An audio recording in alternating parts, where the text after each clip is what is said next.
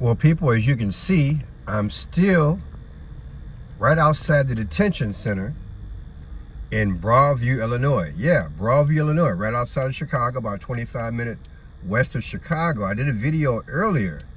I'm trying to wait it out to see if the Broadview police are going to come through to enforce a court order. The protesters' tent must come down. They gave them till 10 a.m. 10 a.m. today, and it has not come down. Today is October 30th of 2025 at 4:13 in the p.m. and it's not down. So I'm going to try to hunker out.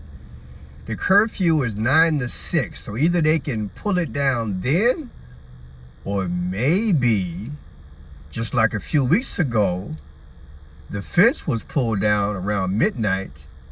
Maybe the city's plan is to come down late tonight with no traffic and maybe only 2 people in the tent, which is usually what's going on. And then they'll come in and be the bad guys, so to speak. They'll come in. Put a whole side, Joe. Either you're bad guys or good guys. That little green awning there, bring down that tent. Jovakov, bring down that wall. But yeah, until then, I wanna segue into something, because I found something on the internet I want you guys to check out, and I wonder, have you heard about this? So check this out. What I have here. Here we go. They want to put up more of these alligator Alcatraz style mega tent sprung structure type facilities. They've got the kind of pilot project for that in Utah, where the governor has said, we are going to completely support and implement Trump's executive order. And just last week, their homelessness board, which was created by some Cicero legislation, they passed a plan for a 1,300 person megatent camp 7 miles outside of downtown in the middle of nowhere, no public transportation. 300 beds are going to be involuntarily committed, locked facilities. Another set of beds are going to be no voluntary entry or exit. It's going to be where you get sent for jail diversion. And then the rest of the beds, even though theoretically you could come and go, they're going to be actively enforcing anti-camping, anti-loitering, all these other laws. The thing that scares me the most is that they say some of these are going to be work-conditioned housing, which to me means forced labor. Can you believe what you just heard? Is that speculation is the truth? I scrolled and I found this. Are you aware of this place in Utah? Apparently it is a place. Advocates warn of forced labor camp for homeless people in Utah designed to enforce Trump order. So yeah, Trump got this executive order, I heard about it, what is it, nationwide? He's cleaning up the homeless population in these big cities. And I'm sure Chicago is on the list. I haven't seen it sweeping yet here in Illinois, but I know it's taking place. And I have been asking on several videos this year, as well as you guys are concerned, where are these homeless people going? I'm just keeping it real. Where are they going? Some of them are very good people who are just down on their luck. Some have, bad habits. They're on, the different drugs. Some of them substance abuse through not just drugs, but drinking and whatever. But where do the homeless people go? Will and is this Utah place a model for the future? A 1,300 bed facility? Hello. Now I did like 20 minutes worth of research just on trying to find other locations, and I couldn't find it. If you can find it, put in the chat. But let me read this to you. An advocate for the National Homeless Law Center warned that the 1,300 bed facility could be a pilot to put homeless people into similar conditions to Florida's alligator Alcatraz, because they closed that. They closed that, right? Keep the phone still, Pearson. An advocate for National Homeless Law Center warned that 1,300-bed facility could be a pilot to put homeless people into similar conditions to Florida's alligator Alcatraz. That was something else. I remember when I did a video on the Alcatraz thing, and I think it stayed open like 3 weeks, and then they closed it down, right? In an effort to fulfill President Donald Trump's executive order on homelessness in Utah, is building a massive facility that housing advocates warn will function as a interment camp where the unhoused will be subject to forced labor. That's what their fear is. Last month, Utah's homeless services agencies came to an agreement for the state to acquire a nearly 16-acre parcel of rural land in the North Point area of Northwest Salt Lake City to construct the first of its kind facility, which is slated to have 1,300 beds. So this will be the first of its kind. Maybe that'll explain why I couldn't find nothing. But you guys know in Chicago, on my last channel, and I think maybe even on this channel, I worked with Jackie. Can't think of her name. Remember I was with Jackie last year? And we were on the southwest side of Chicago, and we covered some of those migrant camps. So camp is like my middle name. I've been covering this thing for a while. The genesis of the project began in July following Trump's ending crime and disorder on America's streets. Executive order which threatened to withhold funding from states and cities unless they criminalize homeless people camping on streets, and ordered the Attorney General to expand the use of involuntary civil commitment for adults experiencing homelessness. That's kind of deep, y'all. Just reading it should make you think about it. Trump's ending crime and disorder of America's streets, executive order, threatened to withhold funding from states and cities unless they criminalize homeless people camping on streets, and ordered the Attorney General to expand the use of involuntary civil commitment. That's deep. Just getting started, as they say. Despite a large body of evidence showing their effectiveness at curbing crime while keeping people off the street, the order also required the Department of Housing and Urban Development to end its support of housing first policies that provide unhoused people with homes without the requirement of behavioral health treatment or sobriety. Read that again. Despite a large body of evidence showing that effectiveness of curbing crime, which keeps keeping people off the street, the order also required the Department of HUD to end the support of housing. So, in one hand, Trump's saying, get them off the street. I'm using the executive order, going after all these big cities, clean up your homelessness. But then he gets rid of this HUD program that gives people with substance abuse and other issues housing. Make that make sense? Less than a week after Trump's homelessness order, Utah's Republican Governor Spencer Cox, as well as the state Senate President and House Speaker, both Republicans, sent a letter to the State Homeless Service Board, which was created last year following a legislative push by the Cicero Institute, a far-right think tank that was proposed aggressive measures to criminalize homelessness, and which has had major influence over Trump's crackdown on the homeless during his second term.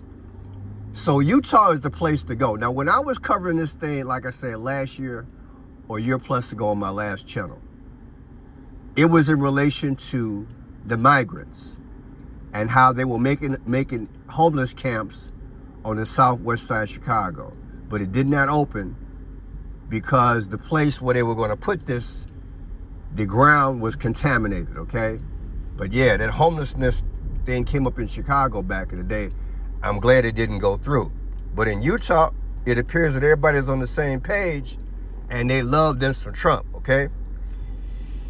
In the letter, the leaders agreed with the Trump administration that they do not support housing first policies that lack accountability. They directed the board to accelerate progress on a transformative services-based homeless camp that prioritizes recovery treatment and long-term outcomes, not just emergency shelter. So what they're saying is there was a plan with HUD, but it didn't have accountability. Okay? Okay, why don't you just make one with accountability? Okay, I'm just putting it out there. Unless that's what this is.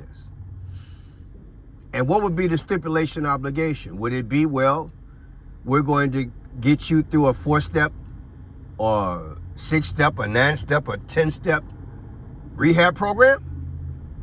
I mean, I've been through those AA meetings and other meetings with relatives before, and pretty good okay, so you reward them as they go through it, they rehab, and that qualifies them for shelter, okay? Will it also qualify them for medical and everything else? I don't have no problem with accountability, people, but just stopping a program without starting one and putting somebody on the street, that's insane too, especially in the Midwest because it's cold out here. But Utah is the starting base from what I can see. Have you heard about this? Do you like it? Do you like your governor? Do you think it's going to work? Here it is here, Invisible Peoples Imagine. Utah just approved a 1,300 person mega camp for homeless people, 7 miles from town, no transportation, locked units, and even forced labor. They call it work. They call it, quote, work conditioned housing. We call it what it is, modern day interment. Well, I personally don't mind a person working while they're getting rehab, working while they're getting free medical and free housing. I don't think it's a problem. Now, what kind of work is it going to be? I think we need a little bit more information. I don't want to jump to conclusions and call them concentration camps or internment camps and all that. I would like to see exactly how this thing is going to be, implemented and what would be required. If I've been in and out of jail or I've been in and out of being homeless or whatever, and somebody gives me a place to stay, something to eat, well, suppose they say I got to work 20 hours a week. I'm good with that. At some point, you can create a revolving door where they come in there, stay, let's say 6 months, they get rehab, to get back on their feet. Now they can go out into the real world and get a better job. I mean, I see the positive more I see the negative, or equal. Okay? As far back as 2023, Trump proposed using large parcels of inexpensive land to set up 10 cities or camp for homeless people, coupled with a pledge to use every tool, lever, and authority to clear encampments from city streets on the podcast Invisible People, which focuses on homelessness in America. People, again, I could do all day reading this thing. What do you think? Are we jumping to conclusions? Hear this guy again. Alligator Alcatraz style mega tent sprung structure. Uh-oh. Wait a minute. Let's try it again. They want to put up more of these alligator Alcatraz style mega tent sprung structure type facilities. They've got the kind of pilot project for that in Utah, where the governor has said, we are going to completely support and implement Trump's executive order. And just last week, their homelessness board, which was created by some Cicero legislation, they passed a planned for a 1,300 person mega tent camp 7 miles outside of downtown in the middle of nowhere, no public transportation. 300 beds are going to be involuntarily committed, locked facilities. Another set of beds are going to be no voluntary entry or exit. It's going to be where you get sent for jail diversion. And then the rest of the beds, even though theoretically you could come and go, they're going to be actively enforcing anti-camping, anti-loitering, all these other laws. The thing that scares me the most is that they say some of these units are going to be work-conditioned housing, which to me means forced. He thinks forced labor. The way I look at it is this. If this thing is completed, on the outside looking in with not enough information right now, and please comment, I would like for politicians to be able to go there and check out the living conditions at any time they want to. I would like a board set up of everyday people to go in there and check on the people as well. I think it should be open to the public with a reasonable amount of monitoring by the public. It's our tax money, okay? Number two, I think a person should work at least 20 hours a week. I don't have no problem with it. It makes a better person. Look, you're rehabbing, you're getting back on your feet, you're learning a skill, you're getting free food, free medical, place to stay. Maybe you can, rehab, and in 6 months to a year, you can get up out of there and then go work a productive job. Then we're bringing another 500 people every, 4 to 6 months. It's a win-win for everybody because you clean up your streets, baby. I know y'all tired of looking at homeless people. And so Trump should have never had to inherit this. Whether we want to blame it on COVID or blame it on a bad economy, this has taken a few generations to get here. 30, 40, whatever, 50 years, depending on what big city you're in. I'm tired of looking at it. What is your alternative? It should be something similar to this. Build places, have accountability. They don't stay there forever. They work through they work through the system and get out there and become a citizen, a productive citizen. Even if you send them to school, I ain't got no problem with that because at least I see my money being invested in somebody who can get back on their feet. So tell me what you think. I found this, and again, I am at the Broadview Detention Center. And if you look real close, where that green awning is right there in the middle, that is the tent that's supposed to came down today at 10 a.m. Broadview, Illinois. The court said it's got to come down, but it hasn't come down. I'm going to try to wait it out. I'm thinking what they're going to do is come around midnight and snatch the thing down. My name is Trenshaw Pearson. Pray for me, I'll pray for you. If you guys want to help the channel, just go to the description part. I have Cash App, Venmo, Zelle, and PayPal. It's going to be a long day, but hey, every now and then I'm going to dedicate a whole day to a subject. And today is Migrant Day. God bless. And Homelessness Day. How about that? God bless America.